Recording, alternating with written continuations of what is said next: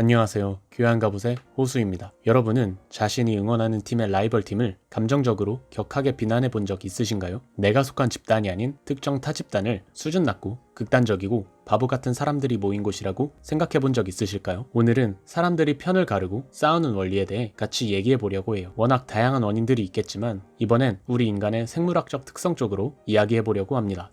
요즘 세상 짧고 강렬한 영상이 가득한 세상이죠. 이는 정말 재밌지만 사실 뇌에 집중하는 능력을 망칠 수도 있어요. 때문에 제 영상은 일부러 조금 덜 자극적이게 만들었습니다. 여러분의 집중하는 능력을 끌어올리기 위해 이왕 한번 영상을 키셨다면 조금 지루하더라도 한번 끝까지 집중해서 시청하는 연습을 해보시는 걸 추천드려요. 다시 돌아와 우리가 왜 양 집단으로 나뉘어 싸우는지 이어서 얘기 나눠볼까요? 현대나 과거에나 사람들은 무리를 이뤄 서로 싸워왔습니다. 정신적으로든 물리적으로든 인류 역사상 좌우 이념, 남녀 갈등, 세대 갈등, 외국인 혐오, 계층 갈등 등 다양한 크기의 집단 간 대립은 항상 존재해왔고 반복되고 있습니다. 외부에 있는 제3자가 두 집단의 싸움을 보면 지나치게 싸우고 있다는 걸 느낄 수 있어요. 장기적으로 서로 잘 될 수 있는 방향이 아니라 단지 서로를 무너뜨리기 위한 광기로 흘러가는 경우가 많아요. 여러분도 금방 다양한 사례들을 떠올리실 수 있으실 것 같아요. 인간은 무리를 지어 막무가내로 싸우지 않고 긍정적인 방향으로 방법을 찾으며 나아가기 어려운 존재일까요? 이전 영상에서 알아본 것처럼 우리 인간은 기본적으로 사회적 동물입니다. 어린아이가 온전히 자라기 위해선 수많은 사람들의 도움이 필요합니다. 그리고 성인이 돼서도 마찬가지죠. 우리가 이렇게 온라인을 통해 시공간을 뛰어넘어 소통하는 기술들, 맛있고 다양한 음식들, 치안 유지와 같은 기본적 사회 인프라 등은 단 한 명의 개인이 할 수 있는 일이 아닙니다. 수많은 사람들이 모여 살며 일하기에 가능한 것들입니다. 이렇듯 대부분의 사람들은 자신이 속한 집단에 공통의 무언가를 통해 모여있는 사람들에게 서로 기대어 살아가고 있습니다. 인간은 자신이 태어난 곳, 성장 과정의 대부분을 보는 집단에 물들 수밖에 없습니다. 특히 유년기 시절의 경험은 상대적으로 더 중요한 편이에요. 어린 시절 아이들의 뇌는 엄청난 속도로 발달합니다. 이 급성장하는 뇌는 주위의 수많은 감각들과 신호들을 무자비하게 섭취해요. 그리고 양육자, 어른들의 태도를 통해 암묵적인 사회적 규칙과 문화적 맥락들도 학습합니다. 이는 생존하기 위해 우리 몸이 취하는 가장 기본적인 기제 중 하나입니다. 우리 유전자에 각인된 본능입니다. 이런 식으로 자신을 둘러싼 모든 것들을 습득하고 이해하려는 무의식적 과정을 거치며 자신의 집단을 편애하게 됩니다. 특히 자신과 비슷한 생김새를 갖고 있거나 비슷한 생각을 공유하거나 비슷한 취향을 갖고 있는 집단을 자신의 팀이라고 인식합니다. 내 집단의 구성원들은 서로 말하지 않아도 공유하는 믿음을 통해 연결되어 있습니다. 반대로 낯선 외집단에는 본능적으로 거리감을 가집니다. 내가 속하지 않은, 가치관이 다른, 문화가 다른, 생김새가 많이 다른 등 친숙하지 않은 외집단을 배척하고 조심스러워합니다. 이 역시 생존을 위한 인간의 자연스러운 본능입니다. 우린 낯선 존재를 매우 조심하고 견제하며 생존해온 사람들의 후손입니다. 사람은 기본적으로 익숙한 것을 선호하고 낯선 것은 견제하는 경향이 강해요. 낯선 존재가 사실 안전하더라도 조심이 대하지 않아서 죽는 것보단 경계하며 거리를 두어 살아남는 게 훨씬 이득입니다. 그리고 내 집단과 다른 환경에 살고 있는 외집단 구성원들은 서로 지니고 있는 미생물들의 종류도 다를 수밖에 없습니다. 외집단은 이미 면역이 있어 괜찮은 질병이 우리 내 집단에겐 치명적일 수 있어요. 때문에 이를 견제하기 위한 생물학적 적응으로 낯선 외집단을 위생적으로 혐오하며 거리를 두는 무의식적 기제가 우리에게 있을 수 있다고 합니다. 타 집단을 벌레나 세균으로 지칭하는 사례들을 많이 볼 수 있죠. 이렇게 우린 내 집단 선호, 외집단을 배척하는 경향이 있습니다. 이전 영상에서 다뤘던 것처럼 여기에 뇌의 이분법적 사고방식이 더해져 우리 편은 선, 다른 편은 악, 이렇게 선악의 프레임이 쉽게 더해집니다.